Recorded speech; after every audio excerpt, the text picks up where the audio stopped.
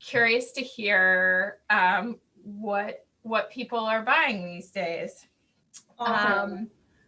Do you want to start off with like when you opened, like what you're expanding from Seattle, and like what the plan was and how you had to shift things around just as a backdrop for talking about games?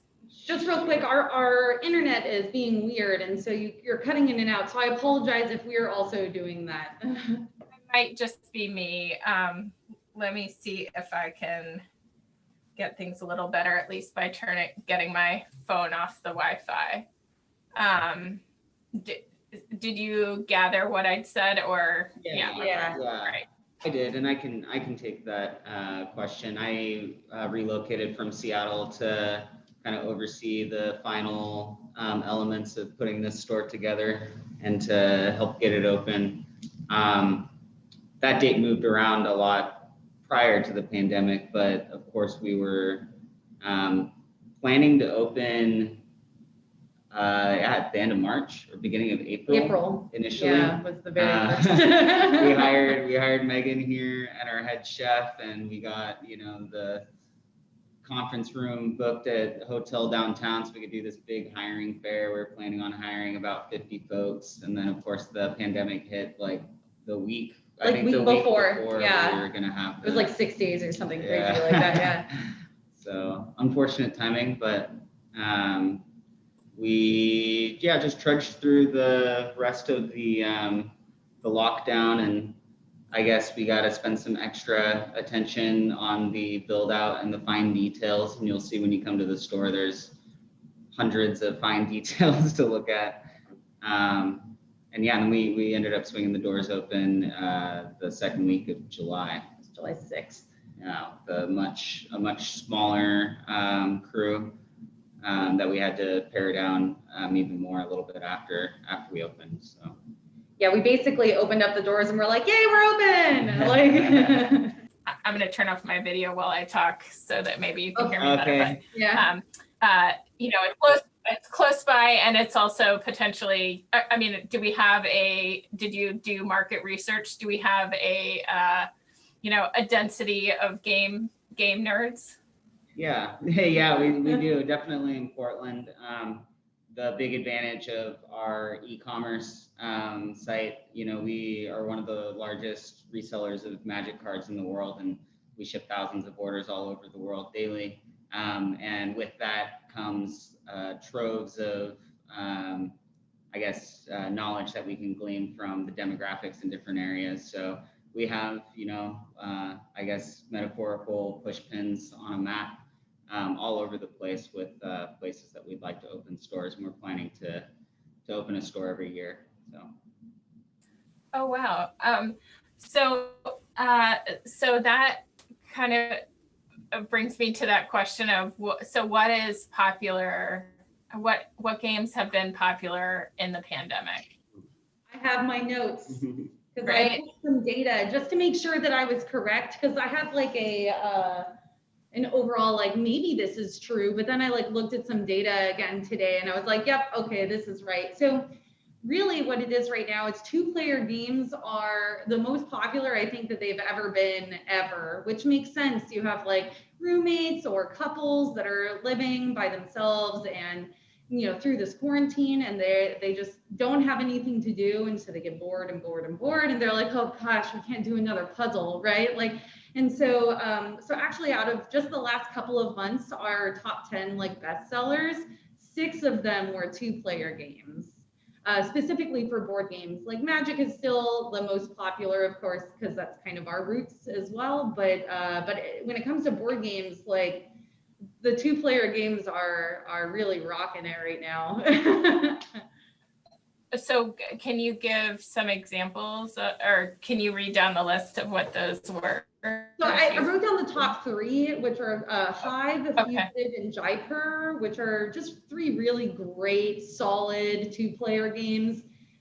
Each one of them only takes about 20 minutes to play, maybe, and they're strategy enough to keep your interest, but they're not too deep to cause rifts in your relationships, you know? That's kind of where we're finding like the sweet spot with the board games of outside of 2-player games.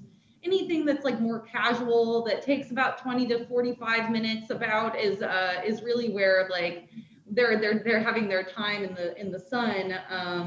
Cooperative games where it's like you against the game, I feel is like really popular right now as well. And honestly, I can't figure out if it's because we have so many new people coming into games because they're so bored at home trying to figure out something to do. And so they're like, well, let's try something where we don't attack each other sort of thing. So cooperative games are really popular. It could also be that like, you know, you're trying not to fight the world right now. So you're trying to, you know, fight the games. So you're not fighting each other. You're all working together to bring something great into the world. And so that's like my theory on the cooperative games, where it could just be that there are new players trying to get into it, or they just want to fight with each other against the game, you know? What's an example of a popular cooperative game? So Forbidden Island is a really good cooperative game. And then I think your favorite is Ravine, right? Yeah, Ravine, I suppose, is Ravine. cooperative. Yeah, Ravine is also one of our top. So Historically, my favorite cooperative game has been Pandemic for a number of years. I love it. But yeah. that's one of the most well-designed board games I've ever played. I love that game. It is very good. And currently, Pandemic is not one of our popular games. People kind of look at it and go, oh, Next year. But it used to be really great. So have you played Pandemic since the pandemic? No. I have. Have you? Yeah. I played with some close friends of mine right at the very beginning of this all these shenanigans, and we won. Good. We saved the world. All right. What precautions are you taking right now? So the restaurant isn't open. Right. Yeah, we're just doing takeout only for now, Thursday through Sunday. And we're running limited hours on both retail and restaurant. And, you know, beyond that, I don't think many of our practices have changed. We're still on a very regular cleaning schedule, disinfecting all of our touch points, minimizing touch points in general in the store. You know, when the restaurant was open, we are lucky to have so much space here. Yeah. All of our tables were much more than 6 feet apart. So we got to space everyone out quite a bit.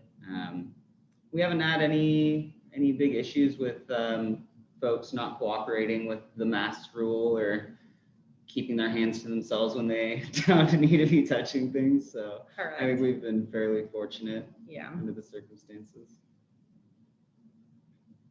And have you found that people want to come in still in the middle of this instead of getting things online, or what's that been like? So this is a hard question to answer because everyone is so different, right? You have so many different opinions and everything is so heightened currently. And one thing that I think that people are really missing is that they're missing any sort of like human contact outside of their little COVID circle.